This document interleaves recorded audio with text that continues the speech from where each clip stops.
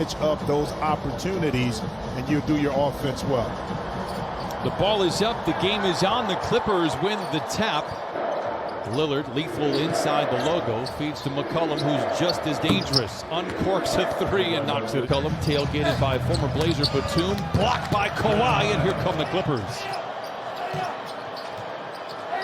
George into Batum, waits for the flyby and lays it in. Three of the season for Derrick Jones Jr. Here come the Clippers. Batum in the corner to retaliate, and he does. Back and forth we go. And again, the roll by Ibaka sucked in the defense just enough for Paul George to slip that pass over to Batum. Two-man game with Lillard and Nurkic, and a nice shot by Nurkic. Chased around by George.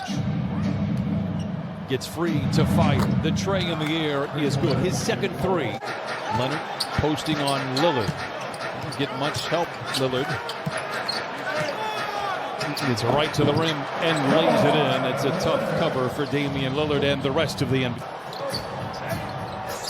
Ibaka lets it fly. His second three, and the Clippers lead by 7 midway through the first. Timeout Blazers. The amount of times they have passed the basketball and their assists per made field goals have gone up significantly. Carmelo Anthony steps into his wheelhouse in a little mid-range shot coming right off the 7 minutes off his first quarter clock. 19-16. Two playoff teams, no doubt, crossing blades here early on in the season. Paul George for three. It's good. George isos on Lillard, loses the ball, gets it back. Lillard loses his footing. That frees George for a second consecutive three. Again, off the backboard, Lou Williams swivels his way to freedom, and the Clippers on a power play if they hurry. Lou finds a seam, dashing to the rim and lays it in, and the Clippers lead by 14. It's a great start for the Clippers. It is worth pointing out. In both wins for the Blazers, they battled back from trailing by 10 as Melo fades and fires.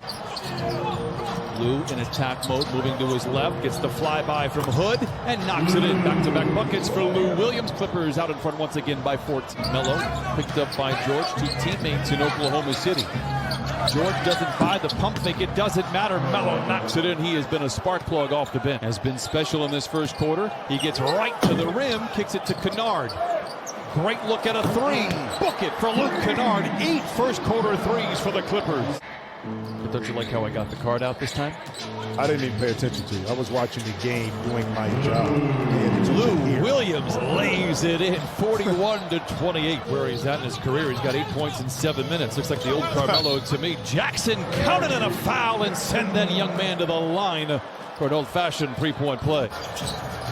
Lou to Kennard. Great ball movement for the Clippers in transition, and it results in the third three from Paul George. And that's just beautiful basketball. 4 of his 5 shots were all in the paint. He's hit a three, and now that jump shot, and he cuts the lead down to 15. George accosted, no whistle, but gets the bucket to fall. The rim just opened up. There's something up there. Simons for three, knocks it in. Unfortunate situation for the Blazers once again with Zach Collins in that left ankle. Hasn't been able to stay healthy his whole career. Jackson, the floater. Reggie Jackson looks like a different player than he did a week ago. Out of the timeout, McCollum calls his own number, rightfully so, and knocks down the 10-foot. Way to knock it in.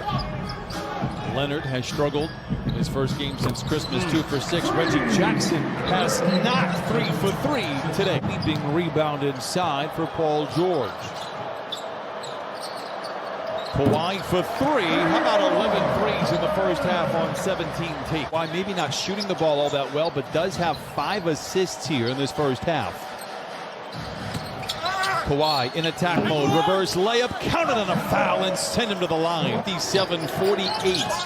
Clippers out in front. I mentioned this earlier. In each of their 3 wins, the Clippers have had a 20-point lead in the first half. Damian Lillard trying to make sure that does not happen. Counted on a foul. Lou Williams with 10 off the bench. McCollum rises from deep and knocks it in, and C.J. McCollum now with 11 on his third three. Lou. What a pass inside to Batum, and the Clippers lead 73-54. Work of art. Lou changing hands on the dribble like a grandfather clock, taking time off the ticker. Picked up by Nurkic on the switch for 3. Gets it right back. Why not? trending in the right direction. That said, they were a top 5 offense a year ago, just a different kind of attack. How about that clever play? He was stymied a couple of different times. Ball getting a little sloppy. Good save there by Covington, but picked off. Here comes George with Covington to beat. Gets right to the rim and lays it in. 82-57. 6 to shoot for Kawhi. Dashing down the lane. Up and in. Counted and a foul. An 8-0 run for the Clippers. Man, I miss you. Man, we're making a good team here early, Jim. This is good. McCollum into Nurkic. Puts it up and puts it in. 8:55 to play in the third. Clippers 88. The Blazers 60. More vocal during practices and during games and on the bench. A step away on Nurkic. Got it. The third three for Kawhi Leonard. Well, I like that kind of vocalization right now. Yeah. Lillard picked up by Beverly. A whistle and a foul stops the clock midway through the third. The Clippers have been very dominant here tonight against what I think is a very good Blazers squad. Haven't been at their best here tonight. Ibaka lays it up and down in the second effort. The Clippers have had a lot to do with that. Offbeat a little bit in regards to their cuts, would then tend to peel back a little bit. George, a graceful glide to the rim, and the Clippers lead 98-71. Leonard turns the corner, gets right to the rim, bouncing off defenders and lays it home. That's a freight train coming down. So I had to struggle with that a lot in my career because I got hurt my third year, and that totally changed the way I played in my back-to-back 30-point games. There's 20 so far, almost all of them from the line. How about Lou Williams continuing 15 off the bench? Becky Hammon becomes the first woman to direct a team in NBA history after Greg Popovich was tossed from the Spurs-Lakers game in San Antonio. With 4 minutes left in the first half, he picked up 2 techs. And she will have a team of her own. She is amazing what she's done in San Antonio. I used to cover the WNBA for many years. She is a pit bull. Know the game and they're going to respect it, okay? And that's what you got with Becky Hammon. So it's just a continuation of other coaches on the bench. They didn't look at it as anything different. Once they knew, like Paul George knew that was going in. That we will not have a starterless fourth quarter. Paul George remains on the floor.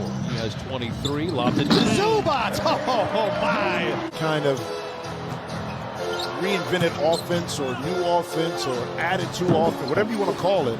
It allows him the freedom to be able to make those type of plays. Clippers and fans and those around the league have said, hey, the Clippers don't have that true point guard, but what they're doing is allowing playmakers to make plays regardless of the position. Kennard makes a play for himself. And now to Reggie Jackson. He's into a three. May have been a pass to man.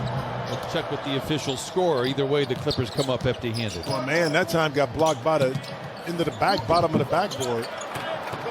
Test coming up for the Clippers, as we mentioned, Utah on Friday and then Phoenix on Sunday. Kennard makes the pass, another turnover for the Clippers. Derrick Jones Jr. gracefully gliding in and lays it in. Yeah, I'm going to come in with that defense with his arms out. Oh. Whistle, timeout, 5.5 to play. He dug deep inside. Again, it's still early, but we see a different calmness in his demeanor, in his play, coming into the beginning of this year. And I know you want to say something right here. And it's funny, I come into this game, we look at the Clippers and their numbers and the way that they have dominated in their wins, but because that game was so bad on Sunday, their net rating is still a negative coming into today, despite 3 wins of 20+. Change tonight, but it's crazy. That's just how bad they were on Sunday. You can look back, you can laugh at it, because now we know that the Clippers are indeed back. Coffee. Oh, off the window and in. A guess as to what would happen to start the year, but the Clippers got to work and they are getting it done.